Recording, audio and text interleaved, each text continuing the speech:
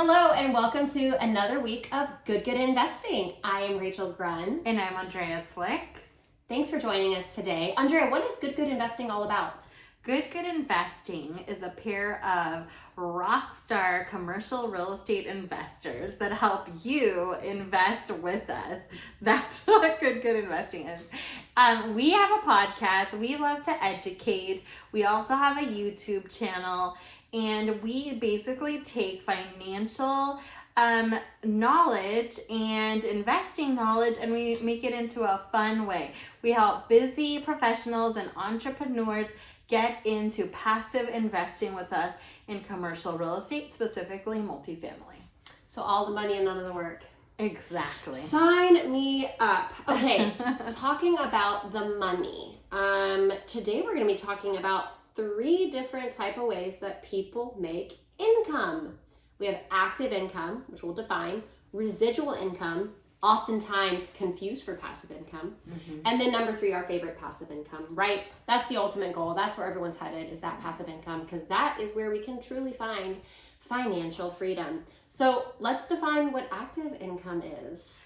So active income is where you are trading your time for money. And I did a lot of this, specifically when I was working in corporate America, worked really hard, got a salary, and the only way that I would make money is by working for somebody. Right.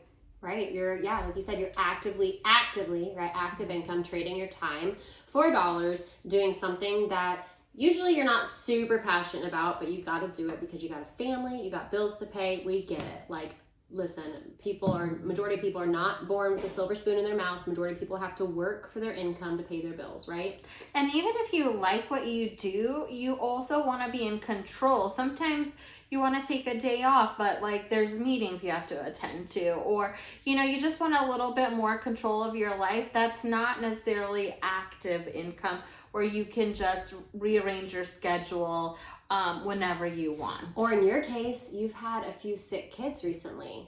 Yeah. And I feel like in the workplace, getting days off for sick children is really hard. Yeah. But then who's going to sit at home with them all day whenever they can't go to school? Exactly. Especially if you have to work in office. It's so difficult.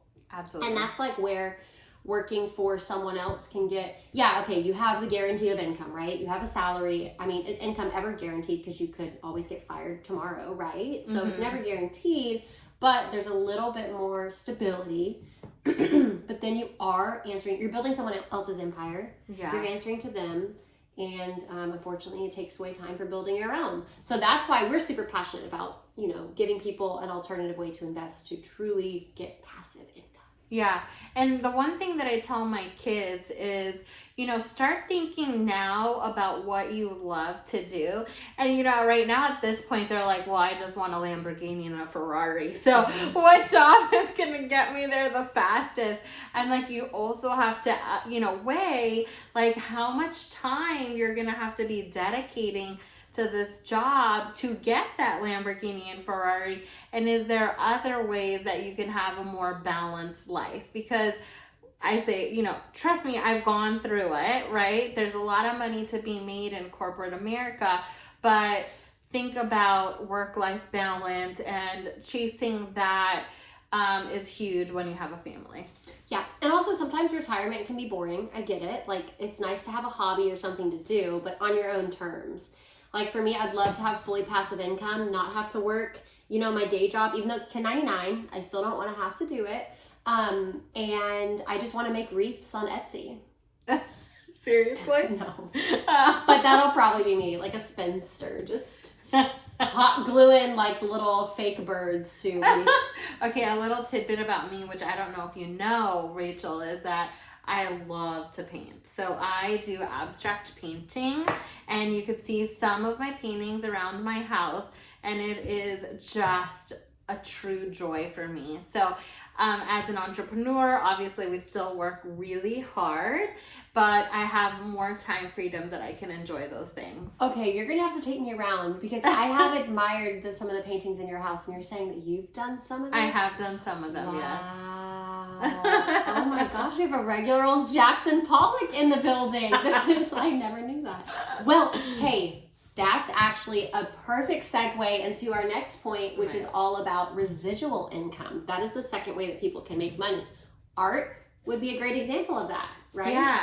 And even like, I'm just thinking about my long-term rental in Austin, for example. Like that one was pretty much like we didn't have to do a ton of work to it.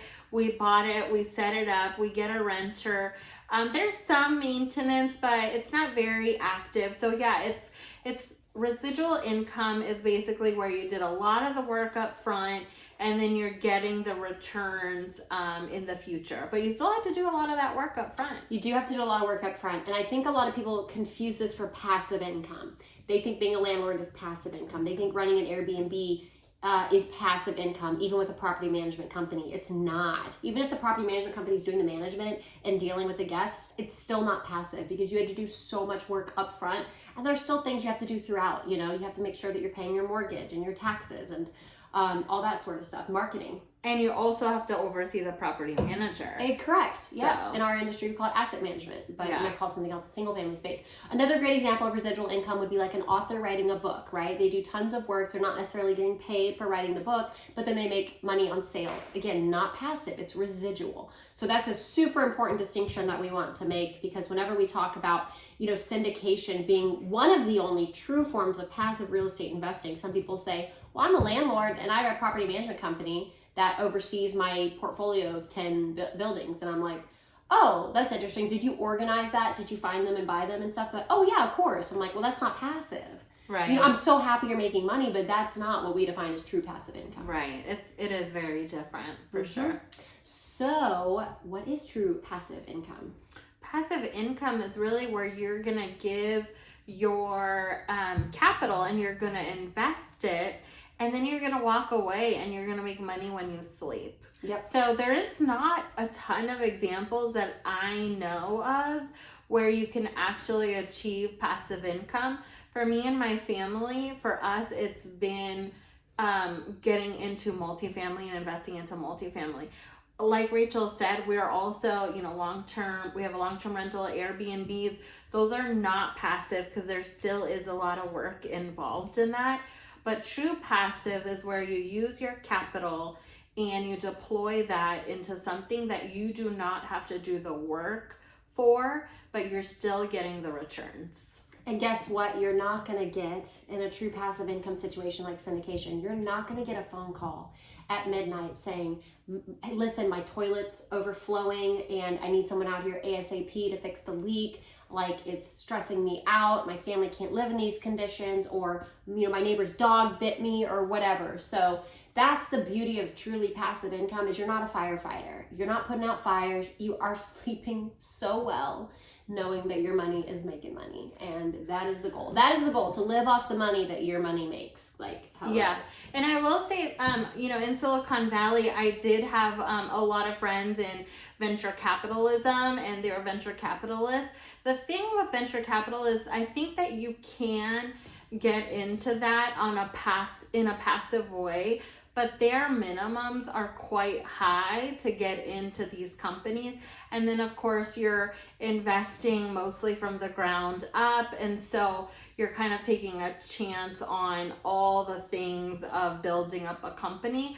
Where I feel like when you passively invest in real estate, you already start off with a really good asset. Obviously if it's vetted and you trust the team, and then they're able to build up the value of that property. So for me, we've chosen passive multifamily investing, and that's how we started off in multifamily. Yeah, exactly. And it's really hard to go back once you have a taste of it. Yeah. I'm addicted. For sure. Yeah. Awesome. Well, I hope this cleared up a little bit of confusion around residual versus passive income. What does it mean? What are the differences? Passive income is, personally, in my experience, the way to go. And if you guys want to learn more about how you could deploy your capital passively, you know exactly where to find us at GoodGoodInvesting.com. It is a one-stop shop for educational materials, We have a calendar on there where you can schedule a call with us, get on our email list. But listen, getting on our email list will not send you opportunities. That is just going to send you some more educational follow-up type stuff that you can definitely click into, which we recommend doing, but then also schedule a call with us. That will make sure that you can see the opportunities that we have available. And we can't wait to partner with you. We're so excited. Yes, absolutely. We look forward to hearing from you.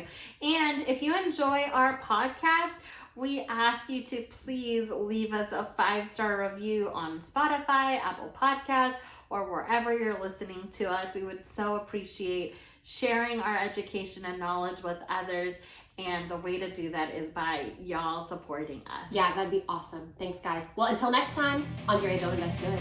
Invest twice as good. Bye.